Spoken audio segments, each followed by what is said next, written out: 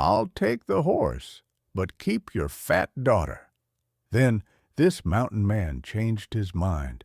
"I'll take the horse, but keep your fat daughter." Silas Drummond barked out a laugh so loud it rattled the rafters of the Timber Falls livery.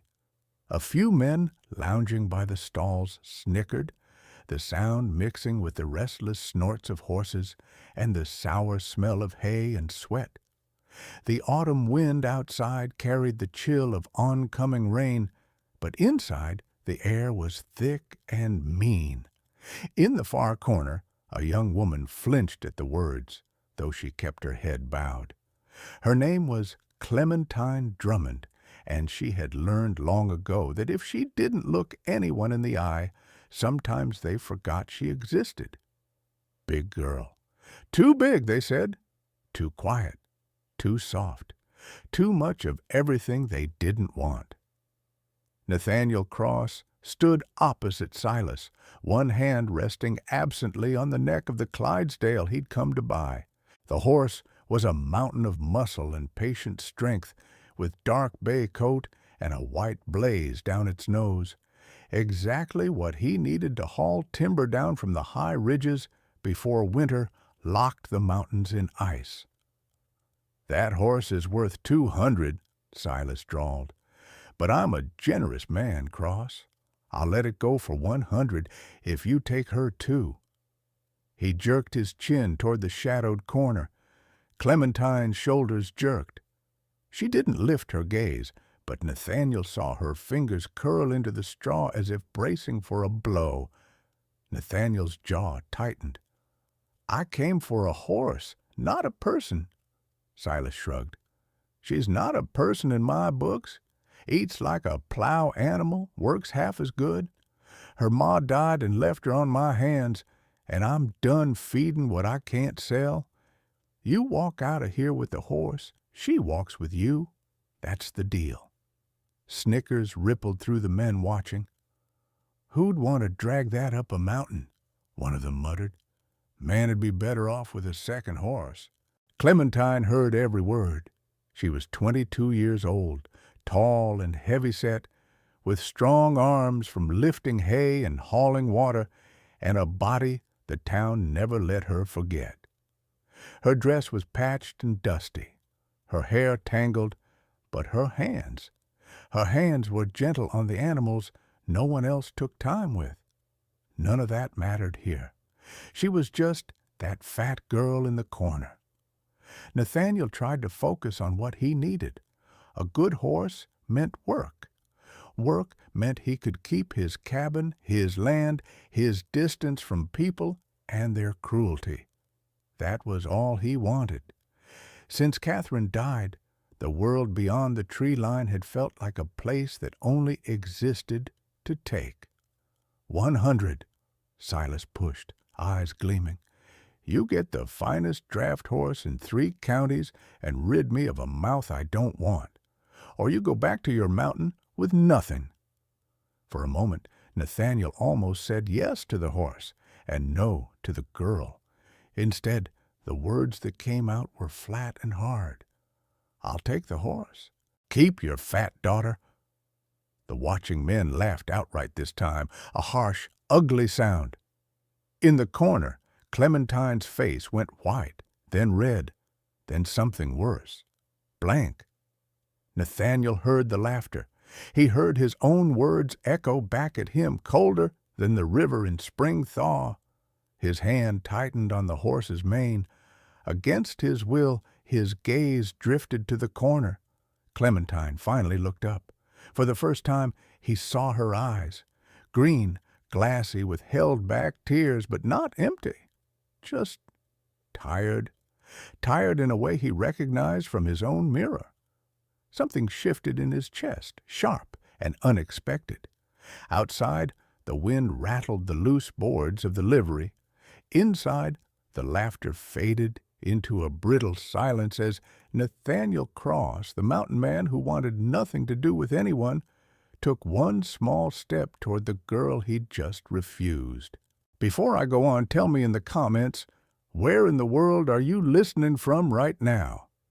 Silas Drummond smacked his palm against the stall door and barked, "Well, you heard the man. He don't want the girl, so the deal's off unless she walks with him." Clementine flinched, shrinking into herself. Her dress was torn at the hem, her boots too big and stuffed with rags. She had lived in this livery more than in a real house, feeding horses at dawn, shoveling manure, sleeping on straw because her stepfather didn't want her footprints dirtying the cabin. Every whisper in town said the same thing, that she was slow, useless, too fat to be anything but a burden. Silas jabbed a finger toward her. "Get up, stand straight. Maybe he'll change his mind when he gets a good look at what he's passing up." The men around him snickered again. Nathaniel Cross's jaw clenched. He hadn't come looking for a fight, but Timber Falls had a way of dragging the worst out of people. He had lived through enough cruelty, buried enough of it with Catherine, to recognize it instantly. Still, he needed the horse. Winter was coming fast, and the slopes would be hell to maneuver without a strong draft animal. His plans, his livelihood, everything hinged on this. But his eyes kept drifting back to Clementine. Slowly, she stood. She brushed hay from her skirt, though it didn't make a difference. Her hands trembled. Her breathing was shallow, as if she expected someone to strike her for daring to take up space. For the first time, Nathaniel truly saw her, saw past the dirt, the patches, the tangled hair. She was heavy, yes, taller than most women, strong-backed, broad-hipped. But her face was soft, heart-shaped, with full lips and wide, frightened eyes. She looked like a woman who had spent her whole life apologizing for being born. Silas grabbed her chin roughly, jerking her face upward. "Look at him!" Her eyes met Nathaniel's. Shame, fear, and under that, a flicker of something else. A small, stranded piece of dignity clinging to life. Nathaniel looked away quickly. "This isn't right, Silas." "It's my right," the liveryman spat. "She's mine to deal with. I feed her, clothe her, raise her. I can trade her for a damn horse if I feel like it." "She's a human being." "She's a debt," Silas snapped. "Her mama left nothing but her, and I didn't agree to raise a glutton with an attitude." Clementine's lips trembled. "I don't have an attitude, sir. I just—" Silas shoved her shoulder. "Quiet. Nobody asked you."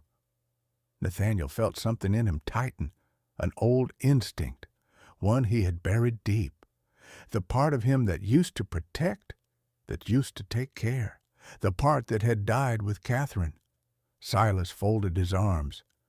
"Last chance, Cross. $100, horse and girl. Take it or leave with nothing." The wind rattled the roof again. A storm was rolling in. Nathaniel knew what that meant. 2 days more and the mountain road would ice over. He'd lose weeks of work, maybe months. But Clementine's eyes pulled at him like gravity. She whispered, barely audible, "I'll work. I can cook, clean, carry wood. I won't trouble you, I promise." Silas laughed. "She promises like she's something worth keeping." Nathaniel felt heat crawl up the back of his neck. "Enough," he said sharply. The men quieted. Silas sneered. "Well, decide, or step aside so I can haul her to the county poorhouse. They'll take her, might put her on laundry duty, might send her to the mines to feed the boys down there. Who knows?" Clementine went absolutely still. Nathaniel exhaled, long and slow. "Fine, I'll take the deal." Silas grinned, triumphant. Clementine blinked in confusion. The watching men exchanged looks of surprise. Nathaniel wasn't smiling. "I'm not buying her," he said plainly. "I'm getting her away from you." Silas waved him off. "Say it, however helps you sleep." Nathaniel counted out the bills, money earned from sweat, from frost-bitten fingers, from hauling timber alone up the ridge. He handed it over and turned to the girl. "Clementine," he said quietly. "Come on." She hesitated. Are you sure?" "No one else has given you a choice," he said, softer now. "So I am. Come with me." Her breath stuttered, relief and terror tangling in her chest. She reached for a small bundle near the hay pile, a shawl, a tin cup, a book with torn pages, and hugged it to herself. Silas snorted. "Good riddance." Clementine flinched one last time before following Nathaniel out of the livery. The cold air struck her cheeks, but for the first time in years, she wasn't walking alone. At the edge of the road, Nathaniel mounted the Clydesdale and glanced back. "You can ride with me," he offered. She shook her head quickly. "I'm too heavy. I'll walk." He didn't argue, not yet. As they set off toward the mountain trail, Clementine trailing behind him like a shadow, she whispered to herself, "Maybe this is better, maybe." But the doubt lingered. Nathaniel Cross wasn't her savior. He was just the man who hadn't turned away. Not yet. The road out of Timber Falls wound upward through dense fir trees and steep, muddy switchbacks. The storm that had threatened all afternoon finally broke, sending thin curtains of rain slanting across the path. Nathaniel pulled his coat tighter around his shoulders and guided the Clydesdale up the incline. Behind him, Clementine trudged silently through the wet leaves, her boots slipping now and then on the slick ground. He heard every stumble. "Careful," he called over his shoulder. "Yes, sir," she answered quickly, breathless. Nathaniel frowned. "Sir," as if he were some taskmaster or judge. He hadn't expected gratitude, not from a girl who had been handed to him like an unwanted object. But hearing her call him sir sat wrong in his chest. "We've got a long ride," he said, keeping his tone neutral. "Tell me if you need to stop." "I'm fine," she replied instantly. She wasn't fine. Her dress was soaked, clinging to her body. Each step sounded heavier than the last. But she kept moving, head bowed, clutching her little bundle of belongings beneath her shawl. After an hour, the rain eased, the sky darkened into early twilight, and mist rose from the forest floor. The smell of damp pine filled the air. Nathaniel dismounted briefly to adjust the horse's reins. When he turned, he caught Clementine leaning against a tree, chest heaving, hair plastered to her cheeks. She straightened at once. "Sorry," she whispered. "I wasn't trying to slow you down." "We're not in a race." "I know, her voice faltered. "I don't want to be a burden." He looked at her a little too long then, long enough to see the exhaustion swimming in her eyes, long enough to notice her hands trembling. "Come here," he said. She hesitated. "Why?" "Because you're freezing." She stepped forward timidly. Nathaniel lifted her bundle and strapped it onto the saddle. Then he extended a hand. "Get up." Her eyes widened. "On the horse? With you?" "Yes." "No, I'm too heavy. I'll break something. You'll tire the horse. Please let me walk. I've walked farther than this before." "You'll pass out before we reach the ridge. Up." When she didn't move, he added quieter, "I wouldn't ask twice if I didn't mean it." Clementine swallowed hard. Then she placed her hand in his. He braced one arm behind her back, lifted her easily, and settled her sideways in front of him on the saddle. She let out a tiny gasp. Not pain, just surprise. Her body trembled against his chest as she tried to hold herself rigidly upright. "You can lean back," Nathaniel said. "You won't fall." She didn't.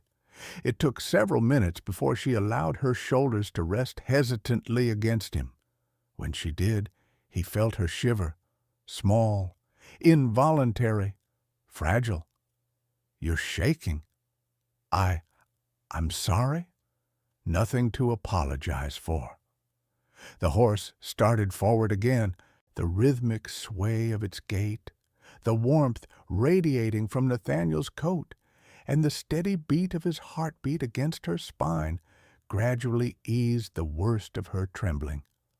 But Clementine couldn't stop the thought swirling in her mind. Why was he doing this? Why did he insist on helping? Why hadn't he left her with Silas and walked away with only the horse? The questions spilled out before she could stop them. "Why did you take me?" she whispered. Nathaniel kept his eyes on the trail. "I didn't want to. Not at first." She flinched. He felt it. He sighed. "That's the truth," he said plainly. "But it doesn't mean I think of you the way he did."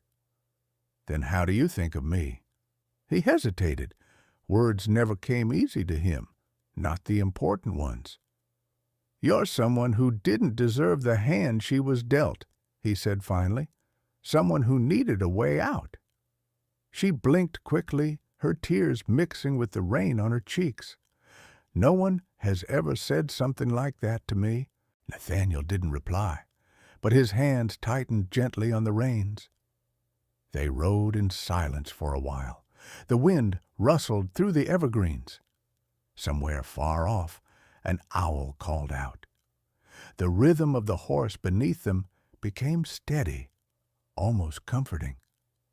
When the light faded to near darkness, Nathaniel steered the horse toward a narrow clearing beside a thick stand of cedar trees. "We'll rest here tonight," he said. He slid off the horse, then turned to help Clementine down. Her legs buckled the moment her feet hit the ground. Nathaniel caught her easily before she fell. "Steady," he murmured. Sorry," she breathed. "Stop apologizing." He supported her until her legs regained strength. He lit a small fire beneath a leaning cedar and unpacked a tin of dried venison and a pouch of beans.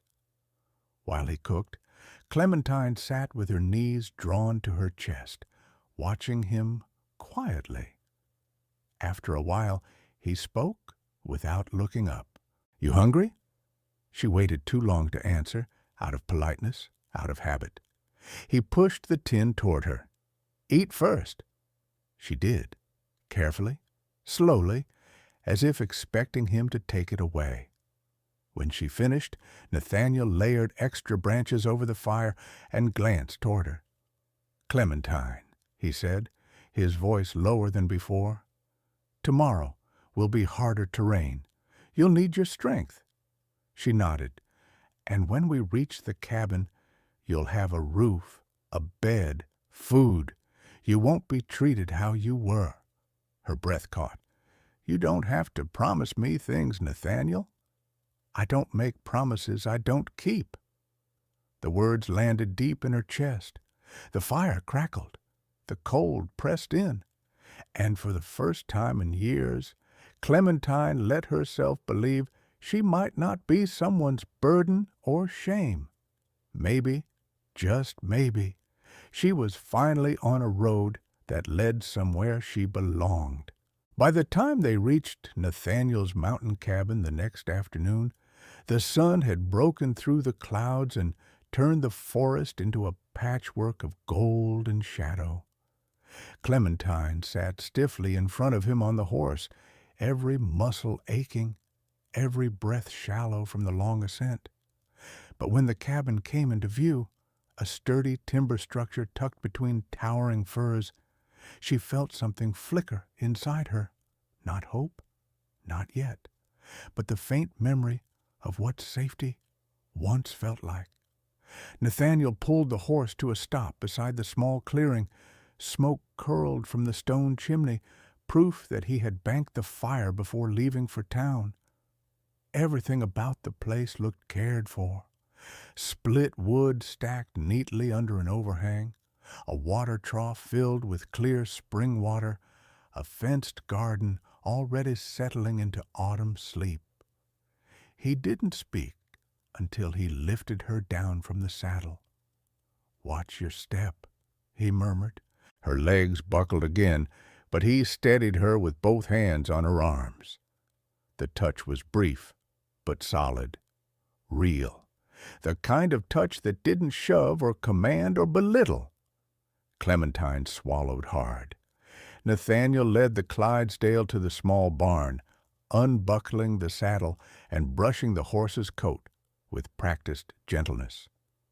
Clementine stood uncertainly outside, unsure if she should help or stay out of the way.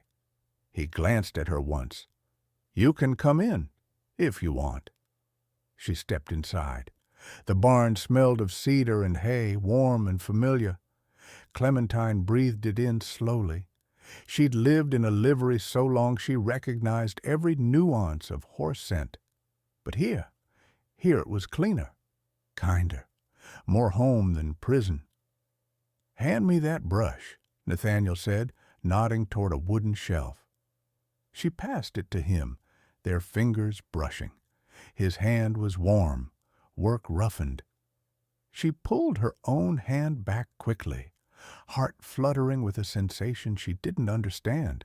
When the horse was settled, Nathaniel wiped his hands on a cloth and nodded toward the cabin. "Come inside. You need food and rest." She hesitated. "You want me in the house?" "For now," he said simply. "Storm's still in the air. You'll freeze out here." He didn't mention the cramped lean-to outside, the one Silas would have put her in without a second thought. Nathaniel had noticed her staring at it earlier. He had said nothing, but she saw the way his jaw tightened when he did. Inside, the cabin held a comforting smell of pine resin and wood smoke. The room was simple. A table and chairs Nathaniel had carved himself, a stone hearth with an iron pot hanging above the embers, a small shelf lined with jars of herbs and dried food. In one corner stood a sturdy bed with clean quilts. In the other, a smaller cot that hadn't been there before. Nathaniel followed her gaze. "Made it last winter," he said. "Didn't know who it was for at the time. Guess now I do." Her breath caught. "You made it?" He shrugged. "Had spare lumber." But Clementine had seen the careful craftsmanship, the way the edges were sanded smooth so no one would get splinters, the extra blanket folded neatly at the foot. He'd made it with care, even if he didn't mean to. "Sit," he said gently. "I'll warm something for us." Clementine eased onto the chair nearest the fire. Nathaniel ladled thick stew from the kettle. Beans, venison, potatoes. He set a bowl in front of her and said nothing when she waited for him to start eating first. "Go on," he said. "Eat." Silas had always eaten first, always took the biggest portion, always slapped her hand if she moved too soon. Nathaniel didn't even look up from his bowl. The stew warmed her stomach and loosened something in her chest. When she was halfway through, Nathaniel finally spoke again. "How long were you living in that livery?" She paused. "Since my mother died? I was 14. "That long." She nodded. "He didn't want me in the house. Said I took up too much space." Nathaniel's spoon lowered slowly. His eyes hardened, not at her, but at every memory she carried. "You're not a burden, Clementine." Her throat tightened painfully. "I've always been told I am." "That's because they were small men," he said, voice deepening, "and small men have to cut down others to feel tall." She had no answer for that, not one she trusted her voice to deliver. After dinner, Nathaniel added wood to the fire while she washed their bowls in the small metal basin. He watched her for a moment, then stood and reached for the ladder leading to the loft. "I'll sleep up there tonight," You take the cot." Her head jerked up. I I can't take your place." "It's not my place," he said. "It's yours." "Nathaniel, you don't have to treat me like—" "A human being?" he asked quietly. She froze. "Clementine, you don't owe me anything. Not obedience, not gratitude, not fear." Her breath stuttered. "I don't know how to be anything else." He descended the ladder slowly, stepping closer, not enough to crowd her, just enough that she felt the warmth of him. "That'll change," he said. "In time, if you want it to." She blinked hard, tears threatening. Nathaniel stepped back toward the ladder. "Good night," he murmured. "Good night," she whispered. He climbed halfway before pausing. His voice drifted down, low and rough with truth he hadn't planned to speak. "You're safe here?" The words wrapped around her like the first blanket she'd ever been given, without being mocked for needing one.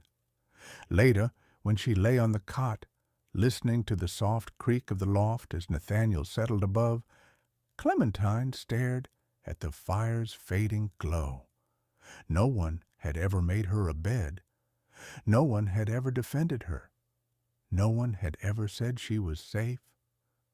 The cabin walls whispered with quiet wind.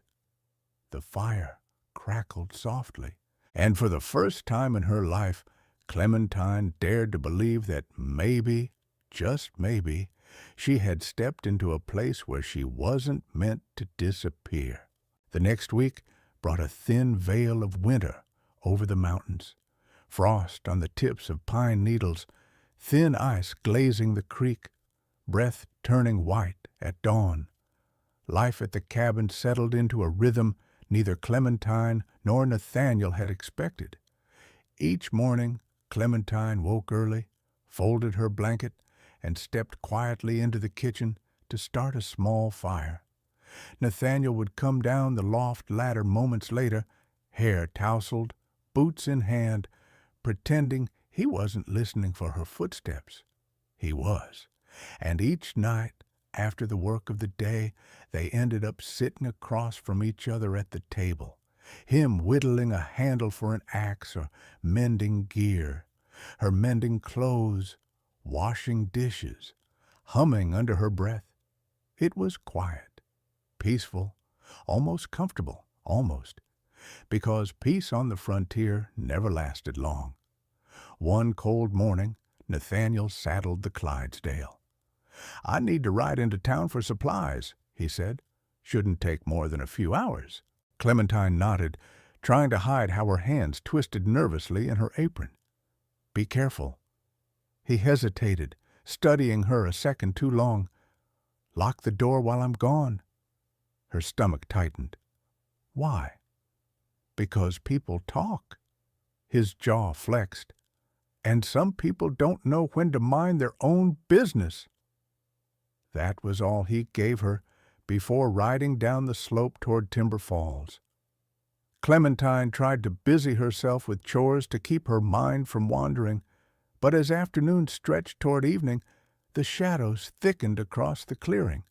Every creak of branches outside made her heart jump. By the time Nathaniel finally returned, she was sitting by the fire with a book open but unread. Relief hit her so strongly she had to grip the chair. "You're home," she breathed. Nathaniel paused. Something softened in his eyes. "I said I'd be back."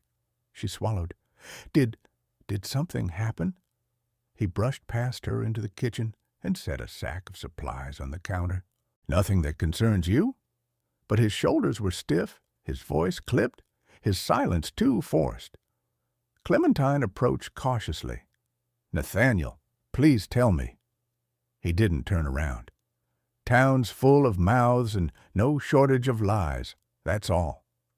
Clementine's heart sank. "About me?" He exhaled sharply. "About us." Her cheeks warmed. She'd known the town would talk. They always did. About weight, about worth, about who deserved what and who didn't deserve anything at all. "What did they say?" she whispered. Nathaniel still didn't face her. He stared at the wall as if the words burned. "That I bought you like a mule, that I dragged you up here to do my chores, that you're too lazy to lift a finger, that I only keep you around because I don't want to sleep alone." Clementine flinched as though struck. Nathaniel finally turned. "They're wrong," he said forcefully. "All of it." But Clementine's voice trembled. "Some of it is true." "What part?" "I was," she swallowed, "part of a trade." Nathaniel's eyes softened immediately, his voice lowering. "Not by choice, not yours." She looked down. "Still, people see me and think I'm the kind of woman men give away, the kind nobody would fight for, the kind nobody would pick unless forced." Nathaniel stepped closer, close enough that she felt the warmth from him even through the chill of the cabin. "Clementine," he said quietly, "is that truly what you think of yourself?" Her breath shook. "It's what I've been told my whole life." Silence. Heavy. Honest. Nathaniel's voice broke it gently. "Let me tell you a truth then, a new one that's yours to keep." She lifted her gaze. "You were never the problem." Her lips parted, but he kept going. "Silas couldn't see past his own cruelty. The town can't see past their own ignorance. Their judgment says nothing about who you are." His intensity was almost frightening, but all of it was for her. Clementine blinked rapidly, a tear falling before she could stop it. "Then, who am I?" "A woman who survived things that would break most people," Nathaniel said. "A woman who works hard, who's kind, who hums to the horses when she thinks no one is listening. A woman," his voice grew quieter, warmer, "who turned this cabin into a home without even trying." The tear slid down her cheek and landed softly on her collar. Nathaniel reached out a hand, slowly, giving her time to pull away. She didn't. He brushed the tear with his thumb, his touch feather-light. But the moment was shattered by a sudden crash at the door. Both turned sharply as heavy boots stomped on the porch. Nathaniel's expression hardened in an instant. "Stay behind me." Clementine obeyed without question, heart pounding as he opened the door. Two men stood outside. Strangers. Their coats were lined with dust from the trail, and one carried a rifle slung loosely over his shoulder. The other tipped his hat with a cold smile. "Evening," the man said. "We're looking for a girl, big one, belongs to Silas Drummond." Clementine froze. Nathaniel didn't move. His voice was low, dangerous. "She doesn't belong to anyone." "Silas says otherwise," the man replied. "Says the girl ran off with you. Says you owe him compensation." Nathaniel stepped outside, blocking the doorway with his broad frame. "Tell Silas if he wants to speak with me, he can ride up here himself. But if you put one toe inside this cabin, you'll lose it." The man smirked. "Mighty protective for a girl you claim ain't yours." Nathaniel didn't blink. "Get off my land." The men glanced at each other, then spat into the dirt and turned away. "We'll be back," one called over his shoulder.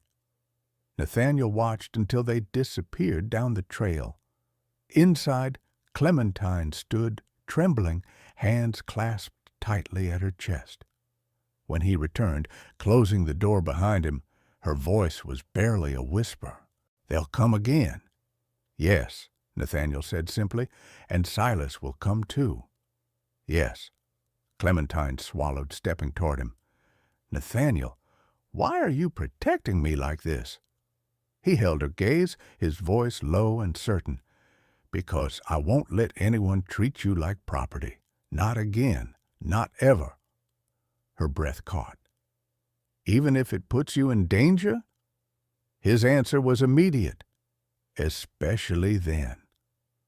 Clementine felt something inside her break open, something she had kept sealed away her whole life. "Nathaniel," she whispered, "what are we going to do?"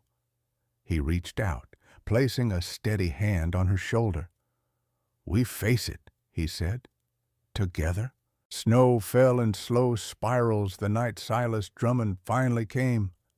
Clementine felt it before she heard anything. An ache low in her stomach, the air tightening the way it did before a storm. Nathaniel had been splitting wood out back when the first crunch of hooves broke through the quiet. 3 horses, heavy, intentional. Nathaniel dropped the axe and strode around the cabin just as Clementine, pale and trembling, stepped onto the porch. "Go inside," he said softly. "No," she whispered, "not this time." Before he could answer, Silas appeared through the trees, thinning hair plastered to his forehead, face red with drink and fury.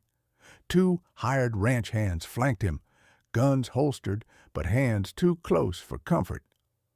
"Well, ain't this sweet?" Silas sneered. "The mountain man playing husband with a sow that don't belong to him?" Clementine stiffened. Nathaniel stepped forward in a single, protective motion. "Say that again," he warned, voice low as rolling thunder. Silas snorted. "She's mine. She ran off. You stole her, and I'm here to take her back." Nathaniel didn't move. "She's not property." "She's whatever I say she is," Silas snapped. "And if you don't hand her over, I'll go into town and tell the sheriff how you forced her up this mountain, how you threatened me, how you kept her away from her rightful kin." Clementine gasped. "Rightful kin? You sold me, Silas, like a sack of grain." Silas turned toward her, eyes gleaming with malicious delight. "And I'll sell you again, or I'll drag you back myself. Either way, girl, you're coming home with me." Nathaniel stepped between them, blocking Silas's view entirely. "You're not taking her," he said. Silas's lips curled. "Move aside." Nathaniel's voice didn't rise, but the cold in it could have frozen the creek solid. "Make me!" The ranch hands tensed. One reached for his gun. Clementine's breath hitched, not in fear, but in anger so sharp it startled even her. She stepped out from behind Nathaniel and raised her chin. "I am not going with you," she said. "Not now, not ever. And if you try to drag me back, I will tell every soul in Timber Falls what you did, how you made me sleep in the livery, how you sold me to get rid of me, how you starved me, mocked me, and used me." Silas blinked, stunned. He wasn't used to being defied. "You?" he scoffed. "Speak to the town? They'll laugh in your face." "No," Nathaniel said sharply. "They won't." Silas swung his gaze back at him. "You think you've turned her into something? She's still nothing but a Drummond, nothing but—" Nathaniel moved so fast none of them saw it coming. He grabbed Silas by the collar and slammed him against the nearest tree, snow shaking loose from the branches overhead. Silas choked, boots scraping at the bark. Nathaniel leaned in, voice a deep growl. "Call her nothing again. Go on." Silas trembled. His men drew halfway, then stopped when Nathaniel shot them a glare that could peel bark. "You listen now," Nathaniel said, holding Silas pinned. "You gave her up. You sold her for a horse. You forfeited every right you think you have. If you ever come near her again, if you whisper her name in anger, if you send anyone else up this mountain, I will bury you so deep the pines won't find you." Silas's breath hitched. You won't get away with this." "I already have," Nathaniel murmured. He released Silas with a shove that sent him stumbling into the snow. "Get off my mountain!" Silas scrambled for his horse. His men followed, muttering curses under their breath. They rode off without looking back. When the last hoofbeat faded, Nathaniel exhaled slowly, the tension draining from his shoulders. But Clementine, she couldn't move. Her hands covered her mouth, eyes glistening with fear, relief, and something deeper. Something that felt dangerously like love. Nathaniel turned to her. "Clementine, are you all right?" She stepped forward. Once, twice. Then she burst into tears. "I wasn't behind you this time," she sobbed. "I stood beside you. I did it. I finally did it." Nathaniel closed the space between them, resting a gentle hand on her cheek. "You did more than that," he said softly. "You faced him. You didn't run." She leaned into his touch. "Because you were here." He swallowed hard. "I'd always be here." The snow fell thicker around them, drifting across the porch in soft, fragile flakes. Yet the moment between them felt solid as the mountains themselves. Snow softened the world into silence that night now. The forest outside the cabin glowed faintly in the moonlight, every tree outlined in white. Inside, the fire crackled low, casting warm amber shadows across the wooden floor. Clementine sat wrapped in a quilt on her cot, still trembling from the confrontation, though not with fear anymore. Nathaniel paced for a moment, once, twice, then stopped suddenly, as if he'd come to a decision he could no longer hold back. "Clementine," he said quietly. She lifted her head. Her cheeks were pink from crying, her lashes still damp, but her eyes held a strength he hadn't seen before. Something had changed in her. She'd faced Silas, spoken back, refused to be dragged into the life she'd been born into. She wasn't just surviving anymore. She was choosing. Nathaniel stepped closer to the fire. Its glow brushed the planes of his face, softening the hard edges. "You should know something," he said. "When I brought you up this mountain, I told myself it was temporary, just until you could stand on your own." Clementine nodded, though the thought of leaving scraped painfully against her ribs. Nathaniel's voice softened. "But somewhere between that first bowl of stew and today, this place changed, because you were in it." She blinked. "Nathaniel." He took a slow breath, as though steadying something deep inside him. "I've been alone a long time, too long. After Catherine died, I shut the world out, shut myself away, told myself I didn't deserve another chance, didn't want one." His gaze found hers across the firelight, steady, vulnerable in a way she'd never seen. "But the cabin doesn't feel empty anymore," he continued. "There's laughter in it again, warmth, someone humming in the mornings, someone making the chores lighter, someone who—" He stopped, searching for the right words. "Someone who makes the days feel worth waking up to." Clementine pressed a trembling hand over her heart. Nathaniel crossed the small space between them until he stood just in front of her cot. He didn't sit, didn't reach for her, just looked at her with a seriousness that made her breath catch. "This is your home," he said, "if you want it, not because I bought you, not because I need help, but because you make this place alive." Clementine's breath shivered out of her. "Nathaniel, are you saying you want me to stay?" "I'm saying," he murmured, "that you're safe here and welcome, not as a burden, not as a trade, as someone who belongs." Her eyes filled instantly. Tears welled, but these were tears of release, of something long starved finally hearing the truth it had needed all its life. "I've never belonged anywhere," she whispered, "not once." Nathaniel knelt then, not dramatically, not with any flourish, just lowered himself until they were eye level. That ends now. A small, broken sound escaped her as she leaned forward. Nathaniel caught her gently, his arms coming around her without hesitation. She sank into the warmth of him, into the steady beat of his heart, into the certainty of a place carved out just for her. The fire crackled, the wind sighed against the cabin walls, and for a long, quiet moment they held on to each other like the world outside no longer had claws. The night didn't end in declarations or promises. It ended in something quieter, sweeter. Clementine resting her forehead against Nathaniel's shoulder and whispering, "I want to stay," and Nathaniel answering softly, "Then stay."